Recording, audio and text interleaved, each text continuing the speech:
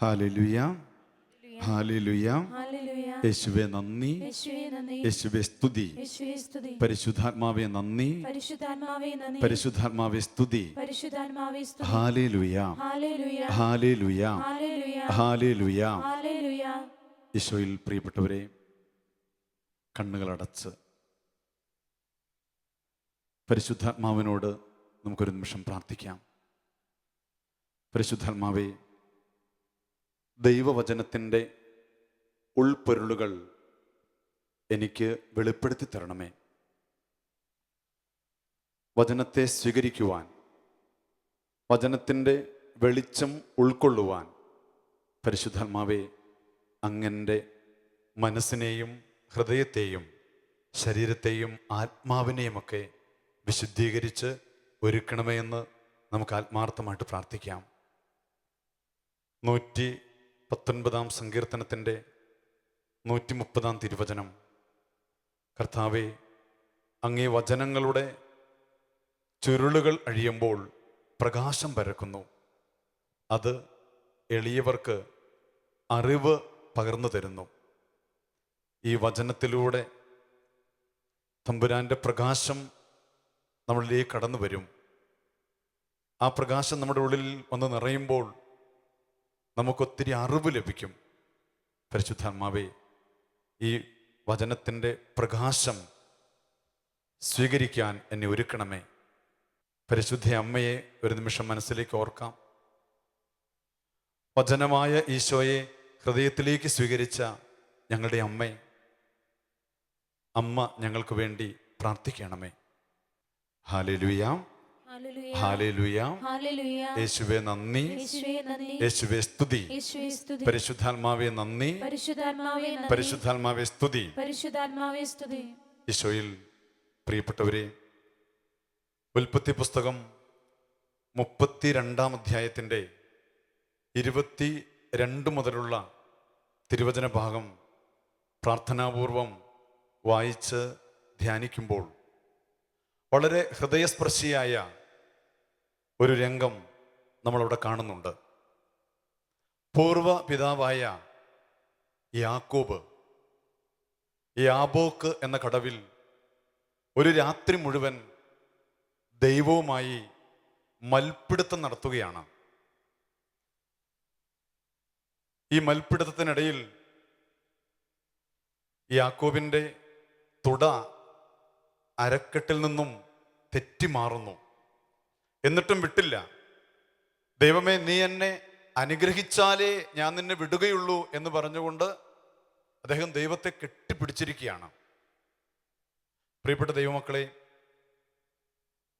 ഈ ചിത്രം നമ്മുടെ മനസ്സിൽ ഒരിക്കലും മായാതെ നിറഞ്ഞു നിൽക്കേണ്ട ഒരു ചിത്രമാണ്. ഒരു രാത്രി മുഴുവൻ ദൈവത്തെ കെട്ടിപ്പിടിച്ചുകൊണ്ട് ദൈവവുമായി മൽപ്പിടുത്തം നടത്തിക്കൊണ്ട് നീ എന്നെ അനുഗ്രഹിച്ചാലേ ഞാൻ നിന്നെ വിടുകയുള്ളൂ എന്ന് പറഞ്ഞ് അല്പം വാശിയോടുകൂടെ പ്രാർത്ഥിക്കുന്ന ഈ യാക്കോബിന്റെ ചിത്രം എന്നും നമ്മുടെ മനസ്സിലുണ്ടായിരിക്കണം. കാരണം ഒരു രാത്രി മുഴുവൻ ദൈവവുമായിട്ട് മൽപ്പിടുത്തം നടത്തിക്കൊണ്ട് അനുഗ്രഹം വാങ്ങിച്ചെടുക്കുന്ന ഈ പൂർവ്വ പിതാവ് ലോകത്തിന് നൽകുന്ന വലിയൊരു സന്ദേശമുണ്ട്. ദൈവം അനുഗ്രഹിച്ചെങ്കിൽ മാത്രമേ നമ്മുടെ ജീവിതം ഐശ്വര്യപൂർണമാവുകയുള്ളൂ. നമ്മുടെ ഓരോരുത്തരുടെയും കഴിവുകൊണ്ടോ സാമർഥ്യം കൊണ്ടോ പാണ്ഡിത്യം കൊണ്ടോ പദവി കൊണ്ടോ പാരമ്പര്യം കൊണ്ടോ എന്തെങ്കിലുമൊക്കെ നേടാൻ സാധിച്ചാലും പ്രിയപ്പെട്ടവരെ, അതൊന്നും ശാശ്വതമാകില്ല. മറിച്ച് എൻ്റെ ജീവിതത്തിൽ, എൻ്റെ കുടുംബത്തിൽ, എൻ്റെ പ്രവർത്തന മേഖലകളിൽ ദൈവമുണ്ടായിരിക്കണം. ദൈവം തൻ്റെ അനുഗ്രഹിക്കുന്ന ആ കരങ്ങൾ നമ്മുടെ മേൽ ഉയർത്തണം. എങ്കിൽ മാത്രമേ ഈ ജീവിതം ഐശ്വര്യമായി തീരുകയുള്ളൂ. ഹല്ലേലൂയ, ഹല്ലേലൂയ, ഹല്ലേലൂയ. പൂർവ്വപിതാവായ ഈ യാക്കോബിൻ്റെ ചരിത്രം വേദപാഠ ക്ലാസ്സുകളിലൊക്കെ നമ്മൾ കുറെ പഠിക്കുന്നതാണ്. ഈ യാബോക്ക് എന്ന കടവിൽ ദൈവവുമായി മൽപ്പിടുത്തം നടത്തുന്ന ഈ ഒരു അവസ്ഥയിലേക്ക് യാക്കോബ് എത്തുന്നതിൻ്റെ പിന്നിലുള്ള വലിയൊരു ചരിത്രമുണ്ട്. യാക്കോബ് സ്വന്തം പിതാവിനെയും സഹോദരനെയും കബളിപ്പിച്ചുകൊണ്ട്, വഞ്ചന കാണിച്ചുകൊണ്ട് അനുഗ്രഹം വാങ്ങിച്ചെടുത്ത ഒരു വ്യക്തിയാണ്. ജ്യേഷ്ഠന് കിട്ടേണ്ട അനുഗ്രഹം വളഞ്ഞ വഴിയിലൂടെ പിടിച്ചു വാങ്ങിച്ചെടുത്ത വ്യക്തി. എന്നാൽ അതൊന്നും അദ്ദേഹത്തിന് ഗുണകരമായി തീർന്നില്ല, ഐശ്വര്യമായി തീർന്നില്ല. പിന്നീട് അദ്ദേഹം പിറന്ന മണ്ണിൽ നിന്നും ഒളിച്ചോടേണ്ടതായിട്ട് വരുന്നു. അങ്ങ് അകലെ ഹാരാനിൽ മാതൃ സഹോദരനായ ലാബാന്റെ വീട്ടിൽ പോയി അനേക കാലം അവിടെ താമസിക്കേണ്ടി വരുന്നു. അവിടെയും യാക്കോബിന് ഒരുപാട് തിരിച്ചടികളും തിക്താനുഭവങ്ങളെല്ലാം ഏറ്റുവാങ്ങേണ്ടി വരുന്നു. ആഗ്രഹിച്ച പെൺകുട്ടിയെ വിവാഹം കഴിക്കുന്നതിന് വേണ്ടി 7 വർഷം സ്ത്രീധനമായി ലാബാന്റെ ആടുകളെ മേയ്ക്കുന്നു. അങ്ങനെ 7 വർഷം ആട് മേയ്ച്ച് കല്യാണം നടക്കുന്നു. അവിടെയും യാക്കോബ് കബളിപ്പിക്കപ്പെടുകയാണ്. വീണ്ടും ഒരു 7 വർഷം കൂടെ ജോലി ചെയ്യേണ്ടി വരുന്നു. അങ്ങനെ യാക്കോബിന്റെ ജീവിതത്തിൽ ഒരുപാട് വഞ്ചനകള്, തിക്താനുഭവങ്ങള്. ഒരു രാത്രി യാക്കോബ് തിരിച്ചറിയുകയാണ്, തൻ്റെ ജീവൻ പോലും അപകടത്തിലാവുകയാണ്. ലാബാൻ തൻ്റെ ആൺമക്കളുമായിട്ട് ആലോചിച്ച് ഈ യാക്കോബിനെ കൊല്ലുന്നതിനെ കുറിച്ച് ചിന്തിക്കുന്നു, ആലോചന നടത്തുന്നു. ഇത് കേട്ട് യാക്കോബ് അവിടുന്ന് ഭാര്യമാരെയും മക്കളെയെല്ലാം കൂട്ടി ഇറങ്ങിപ്പോരുകയാണ്. അങ്ങനെ ആ വരുന്ന വഴിക്കാണ് യാക്കോബ് ഈ യാബോക്കിന്റെ തീരത്ത് വെച്ച് ദൈവവുമായിട്ട് ഈ മൽപ്പിടുത്തം നടത്തുന്നത്. എന്ന് പറഞ്ഞാൽ ഈ വളഞ്ഞ വഴിയിലൂടെ, അന്യായത്തിലൂടെയൊക്കെ സമ്പാദിച്ചതെല്ലാം അദ്ദേഹം തമ്പുരാന്റെ മുമ്പിൽ കൊണ്ട് അടിയറ വെക്കുകയാണ്, അല്ലെങ്കിൽ ഉപേക്ഷിക്കുകയാണ്. ഇതൊന്നും എനിക്ക് അനുഗ്രഹമല്ല, ഇതൊന്നും എനിക്ക് ഐശ്വര്യമല്ല. ദൈവമേ, ഞാനൊരു സത്യം തിരിച്ചറിഞ്ഞിരിക്കുന്നു. നീ എന്നെ ആശീർവദിച്ചെങ്കിൽ മാത്രമേ, നീ അനുഗ്രഹിച്ചെങ്കിൽ മാത്രമേ ഈ ജീവിതം ധന്യമാവുകയുള്ളൂ. പ്രിയപ്പെട്ടവരെ, ദൈവത്തെ മുറുകെ പിടിച്ചുകൊണ്ട് അനുഗ്രഹിച്ചാലല്ലാതെ നിന്നെ ഞാൻ വിടില്ല എന്ന് പറഞ്ഞുകൊണ്ട് മൽപ്പിടുത്തം നടത്തുന്ന യാക്കോബ് നമുക്ക് നൽകുന്ന സന്ദേശം ഇത് തന്നെയാണ്.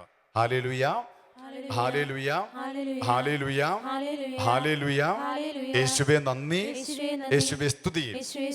നമുക്ക് നമ്മുടെ ജീവിത സാഹചര്യങ്ങളെ, നമ്മുടെ കുടുംബ പശ്ചാത്തലങ്ങളെ, നമ്മുടെ ഉപജീവന മാർഗത്തെ, നമ്മുടെ മക്കളെ എല്ലാവരെയും ഈ നിമിഷം ഒന്നോർത്ത് ദൈവകരങ്ങളിലേക്ക് സമർപ്പിക്കാം.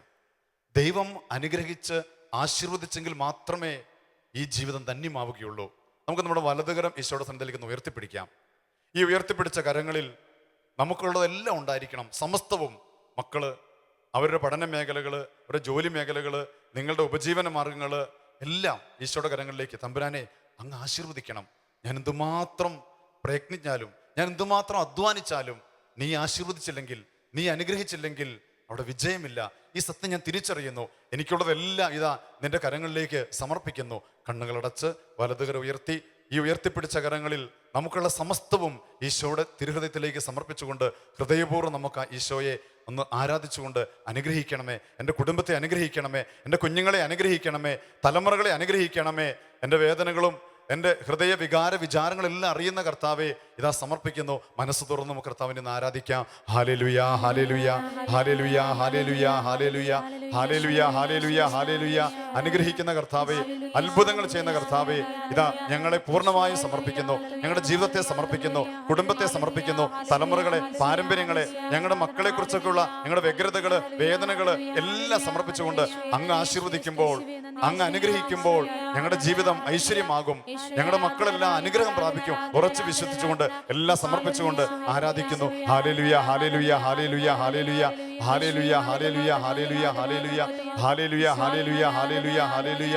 ഈശോയെ ആരാധന, ആരാധന, ആരാധന, ആരാധന, ആരാധന, ആരാധന, ആരാധന. ഈശോയെ ആരാധന, ആരാധന, ആരാധന. പ്രിയപ്പെട്ടവരെ, ദൈവവുമായിട്ട് മൽപ്പിടുത്തം നടത്തുന്ന യാക്കോബ് നമുക്ക് നൽകുന്ന സന്ദേശം നമുക്ക് നമ്മുടെ ഹൃദയത്തിൽ സ്വീകരിക്കാം. ഞാനും എൻ്റെ കുടുംബവും അനുഗ്രഹം പ്രാപിക്കും, ഞാനും എൻ്റെ മക്കളും തലമുറകളെല്ലാം അനുഗ്രഹം പ്രാപിക്കും തമ്പുരാൻ ആശീർവദിക്കുമ്പോൾ. പ്രഭാഷകന്റെ പുസ്തകം 33-ാം അധ്യായത്തിൻ്റെ 16-ാമത്തെ തിരുവചനം. ഒടുവിലാണ് ഞാൻ ഉണർന്നത്, കാലാ പെറുക്കുന്നവനെ പോലെ ഞാൻ എന്നും പുറകിലാണ്. കാലാ പെറുക്കുന്നവനെ പോലെ ഞാൻ എന്നും പുറകിലാണ്. കാർഷിക മേഖലയുമായി പരിചയമുള്ള എല്ലാവർക്കും ഈ കാലാ പെറുക്കുക എന്ന് പറഞ്ഞാൽ എന്താണെന്ന് നന്നായിട്ടറിയാം. ആത്മീയ പിതാക്കന്മാര് ഈ കാലാ പെറുക്കുന്നതിനെ ഒരു പരാജിതന്റെ പ്രതീകമായിട്ടാണ് വിശേഷിപ്പിക്കുന്നത്. കാരണം നമുക്കറിയാം, ഒരു ദിവസം മുഴുവൻ കാലാ പെറുക്കിയാലും കിട്ടുന്നത് വളരെ തുച്ഛമായിരിക്കും. കാലാ പെറുക്കുക എന്ന് പറഞ്ഞാൽ അറിയാമായിരിക്കുമല്ലോ. കർഷകൻ വിളഭൂമിയിൽ നിന്ന് എല്ലാം ശേഖരിച്ച് തിരിച്ചു പോയി കഴിയുമ്പോൾ നാട്ടിലെ പാവപ്പെട്ട മനുഷ്യര് ആ വിളഭൂമിയിലൂടെ വീണ്ടും കയറി ഇറങ്ങും. ഈ കൃഷിക്കാരൻ എല്ലാം ശേഖരിച്ച് പോയതിന് ശേഷം എന്തെങ്കിലുമൊക്കെ അവിടെ അവശേഷിക്കുന്നുണ്ടോ, ഉണ്ടെങ്കിൽ അത് പെറുക്കിയെടുക്കുക. ഇതിന് പറയുന്ന പേരാണ് കാലാ പെറുക്കുക. നമുക്കറിയാം, ഒരു ദിവസം മുഴുവൻ ഇങ്ങനെ കൃഷിഭൂമിയിലൂടെ നടന്ന് ശേഖരിച്ചാലും കിട്ടുന്നത് വളരെ തുച്ഛമായിരിക്കും. അതുകൊണ്ടാണ് ആത്മീയ പിതാക്കന്മാര് ഈ കാലാ പെറുക്കുന്നതിനെ ഒരു പരാജിതന്റെ പ്രതീകമായിട്ട് വിശേഷിപ്പിക്കുന്നത്. ഹല്ലേലൂയ, ഹല്ലേലൂയ, ഹല്ലേലൂയ. വചനത്തിൽ നമ്മൾ വായിക്കുകയാണ്, കാലാ പെറുക്കുന്നവനെ പോലെ ഞാൻ എന്നും പുറകിലാണ്. എന്താ ഇതിന്റെ അർത്ഥം? ഞാൻ എന്തുമാത്രം അധ്വാനിച്ചിട്ടും, ഞാൻ എത്രമാത്രം കഷ്ടപ്പെട്ടിട്ടും എനിക്ക് ജീവിതത്തിൽ ഒരു പുരോഗതിയില്ല, ഒരു മേൽഗതിയില്ല, ഒരു ഐശ്വര്യമില്ല. കുറെ മാസങ്ങൾക്ക് മുമ്പ് ധ്യാനകേന്ദ്രത്തിൽ ധ്യാനിക്കാനായിട്ട് വന്ന ഒരപ്പച്ചൻ എന്നോട് ഇങ്ങനെ പറയുകയുണ്ടായി, അച്ഛാ, വെളുപ്പിന് 3 മണിക്ക് മുമ്പേ എഴുന്നേറ്റ് റബ്ബർ വെട്ട് ആരംഭിക്കും. എന്ന് പറഞ്ഞാൽ പ്രപഞ്ചം ഉണരുന്നതിന് മുമ്പ് ചുറ്റുപാടുമൊക്കെയുള്ള എല്ലാവരും സുഖമായി ശാന്തമായി ഉറങ്ങി വിശ്രമിക്കുന്ന ആ സമയത്ത് ഈ പാവപ്പെട്ട മനുഷ്യൻ എഴുന്നേറ്റ് തന്റെ അധ്വാനം ആരംഭിക്കും. ഹല്ലേലൂയ, ഹല്ലേലൂയ, ഹല്ലേലൂയ. അദ്ദേഹം കൂട്ടിച്ചേർക്കുകയാണ്, ഈ 3 മണിക്കൊക്കെ മുമ്പായിട്ട് എഴുന്നേറ്റ് അധ്വാനം ആരംഭിച്ചിട്ടും ജീവിതത്തിന്റെ രണ്ടറ്റവും കൂട്ടിമുട്ടിക്കാനായിട്ട് സാധിക്കുന്നില്ല. Hallelujah, hallelujah. എന്ന് പറഞ്ഞാൽ ഇത്രമാത്രം കഷ്ടപ്പെട്ടിട്ടും, കൊച്ചു വെളുപ്പാങ്കാലത്ത് എഴുന്നേറ്റ് അധ്വാനം ആരംഭിച്ചിട്ടും ജീവിതത്തിൽ ഒരു ഐശ്വര്യം പ്രാപിക്കാനായിട്ട് സാധിക്കുന്നില്ല. പ്രിയപ്പെട്ട ദൈവമക്കളെ, തിരിച്ചറിയുക, ഞാൻ എത്ര കഷ്ടപ്പെട്ടാലും, ഞാൻ എത്ര അധ്വാനിച്ചാലും തമ്പുരാൻ ഈ മേഖലയിലേക്ക് ഇടപെട്ടില്ല എങ്കിൽ അവിടെ ഐശ്വര്യം ഉണ്ടാവുകയില്ല. ഇതാണ് നമ്മൾ വചനത്തിൽ കാണുന്നത്, കാലാ പെറുക്കുന്നവനെ പോലെ ഞാൻ എന്നും പുറകിലാണ്. എന്നാൽ അടുത്ത വചനം എങ്ങനെയാണ്? കർത്താവിൻ്റെ അനുഗ്രഹം എന്നെ മുൻപിലെത്തിച്ചു. പറയാമോ? ഹല്ലേലൂയ, ഹല്ലേലൂയ, ഹല്ലേലൂയ. ഇന്ന് സമൂഹത്തിലേക്ക് കടന്നു ചെല്ലുമ്പോൾ എല്ലാ മേഖലകളിലും ഇങ്ങനെയുള്ള ഒത്തിരി സങ്കടകരമായ കാഴ്ചകൾ നമുക്ക് കാണാനായിട്ട് സാധിക്കും. ഒത്തിരി അധ്വാനിക്കുന്നുണ്ട്, പക്ഷെ ഒരു പുരോഗതിയില്ല. എന്നും രോഗങ്ങള്, എന്നും കടബാധ്യതകള്, എന്നും കഷ്ടപ്പാടുകള്. ചിലരൊക്കെ സങ്കടത്തോടെ ഒന്ന് പറയും, ലോൺ എടുത്തൊക്കെയാണ് മക്കളെ പഠിപ്പിച്ചത്. ലോൺ എടുത്തൊക്കെ മക്കളെ പഠിപ്പിക്കാൻ തയ്യാറായപ്പോൾ ഒത്തിരി പ്രതീക്ഷയായിരുന്നു. എന്നാൽ ഇന്ന് നേരെ വിപരീതമായ അവസ്ഥ. കുഞ്ഞുങ്ങൾക്ക് വേണ്ടി ലോൺ എടുത്തിട്ട് അവരെ കഷ്ടപ്പെട്ടൊക്കെ പഠിപ്പിച്ചു. ഇന്ന് ആ ലോൺ തിരിച്ചടയ്ക്കാൻ പോലും നിവൃത്തിയില്ല. കുഞ്ഞുങ്ങൾ പഠനമൊക്കെ കഴിഞ്ഞിട്ടും അവർക്ക് നല്ലൊരു ജോലി കിട്ടുന്നില്ല. ഇതാണ് കാലാ പെറുക്കുന്നവനെ പോലെ ഞങ്ങൾ ഇന്നും പുറകെ കിടക്കുന്നു. അടുത്ത വചനം മറക്കാതിരിക്കാം, എന്നാൽ കർത്താവിൻ്റെ അനുഗ്രഹമാണ് എന്നെ മുൻപിലെത്തിച്ചത്. Hallelujah, hallelujah. കുഞ്ഞുങ്ങളെയൊക്കെ നമ്മൾ പഠിപ്പിക്കണം, അതുപോലെ നമ്മൾ അധ്വാനിക്കണം. എന്നാൽ ഇതെല്ലാം ചെയ്യുമ്പോഴും മറക്കരുത്, ഞാനിതൊക്കെ ചെയ്താലും കർത്താവിൻ്റെ സാന്നിധ്യവും അവിടുത്തെ കൃപയുമൊക്കെ എൻ്റെ ജീവിതത്തിലേക്കും എൻ്റെ കുടുംബത്തിലേക്കും ഒക്കെ കടന്നു വന്നെങ്കിൽ മാത്രമേ ഐശ്വര്യം ഉണ്ടാവുകയുള്ളൂ. ഞാൻ ഓർക്കുകയാണ്, ഒരിക്കൽ ധ്യാനകേന്ദ്രത്തിൽ വളരെ സങ്കടത്തോടെ ഒരു കുടുംബനാഥ പ്രാർത്ഥിക്കാനായിട്ട് വന്നു. ഈ അമ്മച്ചിയുടെ ഭർത്താവ് കുറച്ച് വർഷങ്ങളായിട്ട് തളർന്നു കിടക്കുകയാണ്. പരസഹായം കൂടാതെ ഒന്നും ചെയ്യാൻ സാധിക്കാത്ത വിധത്തിൽ ഈ മനുഷ്യൻ തളർന്നു കിടക്കുന്നു. 3 പെൺകുട്ടികൾ, മൂത്തവൾ നേഴ്സിംഗിന് പഠിച്ചുകൊണ്ടിരിക്കുന്നു, താഴെയുള്ളവരൊക്കെ താഴെ ക്ലാസ്സുകളിൽ പഠിക്കുന്നു. വികാരി അച്ഛനും അയൽവാസികളൊക്കെ ഇടപെട്ട് അവരുടെ ദശാംശമൊക്കെ സ്വരൂപിച്ച് ആ കുടുംബത്തെ സഹായിച്ചുകൊണ്ടിരിക്കുകയാണ്. നേഴ്സിംഗിന് പഠിക്കുന്ന പെൺകുട്ടി അവളുടെ പഠനം പൂർത്തിയായപ്പോൾ വികാരിച്ചൻ തന്നെ മുൻകൈ എടുത്ത് അവൾക്ക് വിദേശത്ത് ഒരു ജോലി ക്രമീകരിച്ചു. ആ ഇടവകയിൽ വിദേശത്തൊക്കെ ജോലി ചെയ്യുന്ന ആളുകളുമൊക്കെ ആയിട്ട് സംസാരിച്ച് അച്ഛൻ തന്നെ മുൻകൈ എടുത്ത് ജോലി ക്രമീകരിച്ചു മകൾക്ക്. ഈ പെൺകുട്ടി വിദേശത്ത് ജോലിയിലൊക്കെ പ്രവേശിച്ചു കഴിയുമ്പോൾ ഈ കുടുംബത്തിൻ്റെ സാമ്പത്തിക മേഖല ആവുമല്ലോ, ആ കുടുംബത്തിന് അനുഗ്രഹം ഉണ്ടാകുമല്ലോ, ഈ ഒരു പ്രതീക്ഷയോടുകൂടെയാണ്. എന്നാൽ അമ്മ സങ്കടത്തോടെ ധ്യാനകേന്ദ്രത്തിൽ പ്രാർത്ഥിക്കാനായിട്ട് വന്ന് എന്നോട് പറയുകയാണ്, അച്ഛാ, കഴിഞ്ഞ 6 മാസമായിട്ട് ഈ പെൺകുട്ടി വീട്ടിലേക്ക് ഒരു ദിവസം പോലും ഒന്ന് ഫോൺ വിളിച്ചിട്ടില്ല. അവൾ ജോലിക്ക് പോയ ആദ്യ ദിവസങ്ങളിലൊക്കെ എന്നും വിളിക്കുമായിരുന്നു. അപ്പൊ അമ്മ തന്നെ പറഞ്ഞു, മോളെ എല്ലാ ദിവസവും ഒന്നും വിളിക്കണ്ട, കാരണം നമ്മുടെ വീട്ടിൽ ഒത്തിരി സാമ്പത്തിക ബുദ്ധിമുട്ടുകളുണ്ട്, കടബാധ്യതകളുണ്ട്, അനുജത്തിമാര് അവരെ പഠിപ്പിക്കണം, അപ്പച്ചന് എല്ലാ ദിവസവും മരുന്ന് വേണം, അങ്ങനെ കുടുംബത്തിന്റെ ബുദ്ധിമുട്ടുകൾ. അതുകൊണ്ട് മോൾ എല്ലാ ദിവസവും ഒന്നും വിളിക്കേണ്ടെന്ന് അമ്മ തന്നെയാണ് നിർബന്ധിച്ചത്. പക്ഷെ ഇപ്പോൾ 6 മാസമായിട്ട് ആ പെൺകുട്ടി വീട്ടിലേക്ക് വിളിക്കാതിരുന്നപ്പോൾ അമ്മയ്ക്ക് മനസ്സിലായി എന്തോ ഒരു പ്രതിസന്ധി ഉണ്ട്, എന്തോ ഒരു അപകടമുണ്ട്. ഈ അമ്മ വികാരിയച്ഛനോട് ഈ കാര്യമൊക്കെ പറഞ്ഞു. വികാരിയച്ഛൻ അന്വേഷിച്ചപ്പോൾ അച്ഛന് കിട്ടിയ വിവരം എങ്ങനെയാണ്, ഇപ്പോൾ 6 മാസമായിട്ട് ആ പെൺകുട്ടി നമ്മുടെ ഈ നാട്ടിൽ നിന്ന് തന്നെ വിദേശത്ത് ജോലിക്കായിട്ട് ചെന്ന മറ്റ് മതത്തിൽപ്പെട്ട ഒരു ചെറുപ്പക്കാരൻ്റെ കൂടെ താമസിക്കുകയാണ്. പ്രിയപ്പെട്ട ദൈവമക്കളെ, കണ്ണുനീരോടെ ആ കുടുംബനാഥ അച്ഛനോട് ചോദിച്ചൊരു ചോദ്യം, അച്ഛാ, ഞങ്ങളുടെ മോൾക്ക് ഇത്രയും നന്ദികേട് ഞങ്ങളുടെ കുടുംബത്തോട് കാണിക്കുവാനായിട്ട് എങ്ങനെ സാധിച്ചു? Hallelujah, hallelujah. പ്രിയപ്പെട്ട ദൈവമക്കളെ, ഇതാണ് ഞാൻ പറഞ്ഞത്. നമ്മൾ വലിയ പ്രതീക്ഷയോടെ പല കാര്യങ്ങളും ചെയ്യുന്നു, ഒത്തിരി സ്വപ്നങ്ങളുമായിട്ട് നമ്മൾ ഓടുന്നു. എന്നാൽ നമ്മൾ തിരിച്ചറിഞ്ഞോണം, നമ്മൾ എന്തെല്ലാം ചെയ്താലും തമ്പുരാന്റെ മുമ്പിൽ എളിമപ്പെട്ട്, ദൈവമേ, നീ ആശീർവദിച്ചെങ്കിൽ മാത്രമേ, നീ അനുഗ്രഹിച്ചെങ്കിൽ മാത്രമേ ഞങ്ങളുടെ പരിശ്രമങ്ങള്, ഞങ്ങളുടെ പ്രയത്നങ്ങള്, ഞങ്ങളുടെ സ്വപ്നങ്ങള് എല്ലാം സഫലമാവുകയുള്ളൂ, അനുഗ്രഹം ഉണ്ടാവുകയുള്ളൂ. ഈ തിരിച്ചറിവ് നമ്മൾ ഒരിക്കലും മറക്കരുത്. ദൈവം ആശീർവദിച്ച് ദൈവം അനുഗ്രഹിച്ചെങ്കിൽ മാത്രമേ നമുക്ക് ജീവിതത്തിന്റെ മുൻനിരകളിലേക്ക് എത്താനായിട്ട് സാധിക്കുകയുള്ളൂ. ഈ തിരിച്ചറിവ് കിട്ടിയപ്പോഴാണ് ഈ യാക്കോബ് ദൈവത്തെ മുറുകെ പിടിച്ചുകൊണ്ട്, കെട്ടിപ്പിടിച്ചുകൊണ്ട്, എന്നെ അനുഗ്രഹിച്ചാലല്ലാതെ നിന്നെ ഞാൻ വിടുകയില്ല എന്ന് പറഞ്ഞ് പ്രാർത്ഥിക്കുന്നത്. അതുകൊണ്ട് പ്രിയപ്പെട്ടവരെ, ദൈവ അനുഗ്രഹം എൻ്റെ കുടുംബത്തിന്മേൽ ഉണ്ടായിരിക്കണം. ഞാൻ അധ്വാനിക്കേണ്ടെന്നോ ഞാൻ പരിശ്രമിക്കേണ്ടെന്നോ ഇതിനർത്ഥമില്ല. റോമാലേഖനം 9-ാം അധ്യായത്തിന്റെ 16-ാം തിരുവചനം നമ്മളെ പഠിപ്പിക്കുകയാണ്, മനുഷ്യന്റെ ആഗ്രഹമോ പ്രയത്നമോ ഒന്നുമല്ല, ദൈവത്തിന്റെ ദയയാണ് എല്ലാത്തിൻ്റെ അടിസ്ഥാനം. ഞാൻ അധ്വാനിക്കണം, ഞാൻ പരിശ്രമിക്കണം, ഞാൻ കഷ്ടപ്പെടണം. അപ്പോഴും ഈ ഒരു ചിന്ത, ഈ ഒരു ബോധ്യം ഉള്ളിലുണ്ടായിരിക്കണം. ഞാൻ എന്തോരം അധ്വാനിച്ചാലും പരിശ്രമിച്ചാലും പ്രാർത്ഥിച്ചാലും തമ്പുരാന്റെ അനുഗ്രഹിക്കുന്ന ആ കരം എൻ്റെ ശിരസിന്റെ മുകളിൽ, എൻ്റെ കുടുംബത്തിന്റെ മുകളിൽ ഉയർന്നു നിന്നാൽ മാത്രമേ വിജയിക്കുകയുള്ളൂ.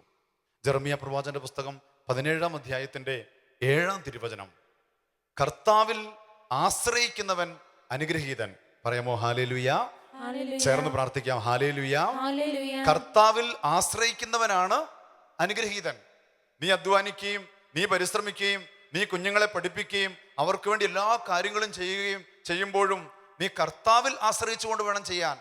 വചനം കൂട്ടിച്ചേർക്കുകയാണ്, കർത്താവിൽ ആശ്രയിക്കുന്നവൻ ആറ്റുതീരത്ത് നിൽക്കുന്ന വൃക്ഷം പോലെ ആയിരിക്കും. ഒന്ന് മനസ്സ് തുറന്ന് പറഞ്ഞേ ഹല്ലേലൂയ. കർത്താവിൽ ആശ്രയിക്കുന്നവൻ ആറ്റുതീരത്ത് നിൽക്കുന്ന വൃക്ഷം പോലെ ആയിരിക്കും. ആറ്റുതീരത്ത് നിൽക്കുന്ന വൃക്ഷത്തിന്റെ പ്രത്യേകത വചനത്തിൽ തന്നെ നമുക്ക് വായിക്കാനായിട്ട് സാധിക്കുന്നുണ്ട്.